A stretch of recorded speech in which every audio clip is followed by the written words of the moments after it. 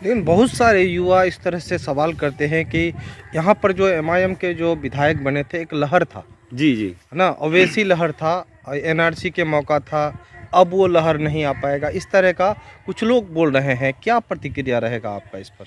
देखिए, इस मुद्दे अगर अगर बोलते हैं कि यहाँ पर एमआईएम का लहर था, उस लहर में जीत गए थे, तो ये गलत सोच है। देखिए, चाहे हम भी वोट किए थे, जैसे कि विधानसभा जो इलेक्शन में मैंने भी वोट किया था, लेकिन वो ज़्यादा दिन उस पार्टी में नहीं रह पाए। अगर 5 साल पूरा रहकर अगर कोई काम नहीं कर पाता तो वो जिम्मेदार होते, लेकिन उन्होंने 2 साल सही ढंग से नहीं हुआ था और पार्टी चेंज कर दिए। हमारे जो 4 विधायक हैं उन्होंने पार्टी चेंज कर दिया, तो इसके जिम्मेदार खुद जो प्रत्याशी हैं वो हैं, उसके जिम्मेदार आप एमआईएम को जिम्मेदार नहीं ठहरा सकते हैं। इसका मतलब ये है कि यहाँ पर एमआईएम का क्रेज घटा नहीं है? नहीं, बिल्कुल नहीं घटा है। जिसके दिल में एमआईएम बसा हुआ है वो अभी तक बसा हुआ है, क्योंकि आपने एमआईएम को काम के लिए वोट किया था, लेकिन आपका 5 साल नहीं हुआ, लेकिन आपने 2 साल भी ढंग से नहीं हुआ, आपने पार्टी को चेंज करके आपने काम के लिए आपने पार्टी को चेंज किया, लेकिन फिर भी आपका जितना भी काम है अधूरा पड़ा हुआ है। आप देख सकते हैं, आप खुद घूमते हैं, मैं भी घूमता हूं,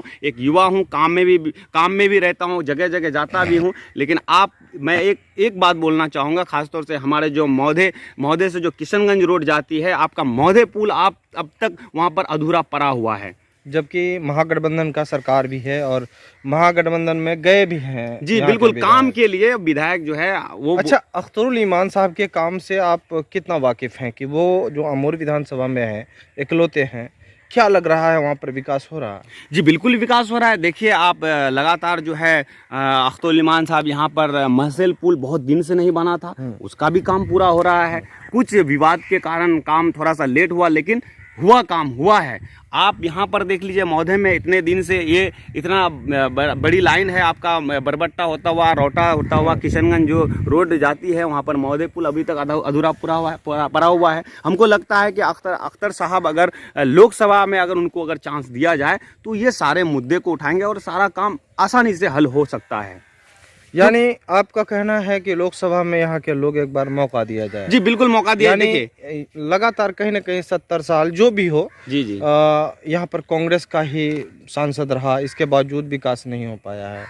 विकास होना चाहिए। विधानसभा में बदलाव किया था, लेकिन किसी कारण सभी राजनीतिक दल में ऐसा होता है, पार्टी छोड़ता है, पकड़ता है, लेकिन इसको 5 साल बाद अगर छोड़ता तो एक ये बनता कि नहीं भी 5 साल एमआईएम में रह के आपने काम नहीं किया। जी जी बिल्कुल। लेकिन अख्तरुल ईमान साहब काम कर रहे हैं। जी, अख्तरुल ईमान साहब काम कर रहे हैं, लेकिन एक पार्टी में वो जमे हुए हैं। तो मेरे हिसाब से देखिए, अगर और भी प्रत्याशी की बात की जाए जो कि महागठबंधन में देख लीजिए कि लोकसभा में जो है अच्छे जो नेता हैं वो दावेदार हैं, सीट के दावेदार, लेकिन यहाँ से जो है महागठबंधन की अगर बात की जाए तो एक तरह से इस बार भी यहाँ पर सरकार बनाने के लिए वोट नहीं होगा? नहीं, बिल्कुल नहीं। सरकार बनाने के लिए कैसे वोट करेंगे लोग?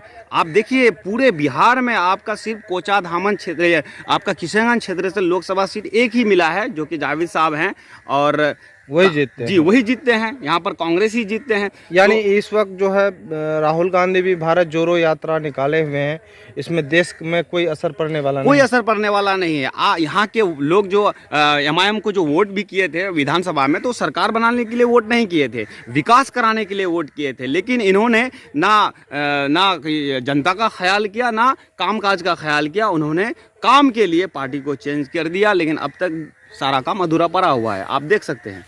चलिए दोस्तों, हमारे साथ ख़ास तौर पर युवा साथी हमारे अबू कलाम भाई जुड़े थे, और ख़ास तौर पर जो है आज का वीडियो कैसा लगा और साथ ही साथ जो है इनका क्या राय रहा, आप खुद देखें। लगातार चैनल में बने रहे, अपडेट लगातार देखें, और नया वीडियो को आपको हर वक्त देखने को मिलेगा, क्योंकि इस तरह की समस्याओं को दिखा रहे हैं और जनता के राय को दिखा रहे हैं। लोकसभा चुनाव 2024 है, लेकिन फ़िलहाल जो है किशनगंज के माहौल और सीमांचल के माहौल को दिखा रहे हैं। तब तक सपोर्ट कीजिए चैनल को, लिंक को शेयर कीजिए। खुदा हाफिज़।